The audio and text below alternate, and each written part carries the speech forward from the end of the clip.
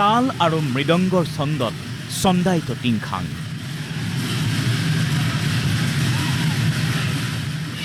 মৃদঙীয়া গায়ন বায়নেৰে মুখৰ বেতনী ৰাজহুৱা খেলপথাৰ। গুৰুজনাৰ অমৰ সৃষ্টিৰাজিৰ অন্যতম গায়ন বায়ন। একশৰণ নাম ধৰ্ম প্ৰচাৰৰ উদ্দেশ্যেৰে গুৰুজনে সৃষ্টি কৰা এই গায়ন বায়ন অসমৰ বৈষ্ণৱ সত্ৰীয়া পৰম্পৰাৰ এক প্ৰধান অংগ। এই গায়ন বায়ন পৰিৱেশনত বাদ্য হিচাপে মৃদংগ ব্যৱহাৰ কৰিলে কোৱা হয় মৃদঙীয়া গায়ন বায়ন। এই মৃদঙীয়া গায়ন বায়নেৰে চমকপ্ৰদ প্ৰদৰ্শন এয়া। 120 জোৰা গায়ন বায়ন দলৰ আসংগে প্ৰসংগে পৰিৱেশিত গায়ন শৈলী।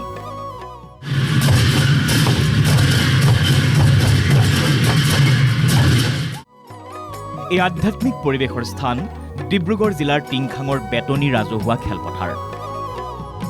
জিলাখনত অনুষ্ঠিত হৈছে মৃদঙীয়া গায়ন বায়ন সন্থাৰ তৃতীয় দ্বিবাৰ্ষিক অধিৱেশন আৰু গায়ন বায়ন সমাৰোহৰ সামৰণি অনুষ্ঠান। বিভিন্ন জনগোষ্ঠীৰ মৃদঙীয়া গায়নীয়া দলে নিজা নিজা শৈলীৰে একে সময়তে একেটা আশীৰ্বাদতে সমিলমিলে পৰিৱেশন কৰে গায়ন বায়ন। এই পৰিৱেশনে ডিব্ৰুগড়ত সৃষ্টি কৰে অনন্য আধ্যাত্মিক পৰিৱেশৰ।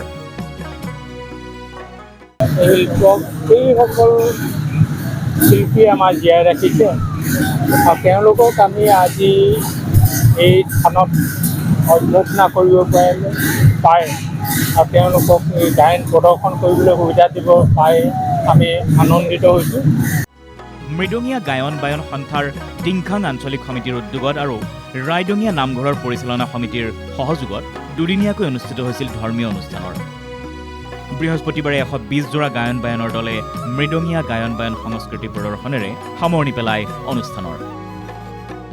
আজি যিসকলে ইয়াত গায়ন বায়ন কৰি আছে মোৰ বৰ ভাল লাগিছে যে মই 6 বছৰ ধৰি এই বিষয়ত পুৰা সম্পূৰ্ণভাৱে অধ্যয়ন কৰি আছোঁ।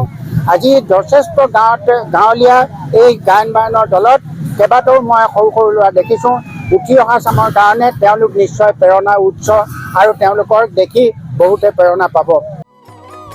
সময়ৰ সোঁতত হেৰাই যাব ধৰা মৃদঙীয়া গায়ন বায়নক লৈ মৃদঙীয়া গায়ন বায়ন সন্থাই লোৱা এই পদক্ষেপ সঁচাকৈ শলাগ ল'বলগীয়া। টিংখাঙৰ পৰা দীপক গগৈ, NKTV+।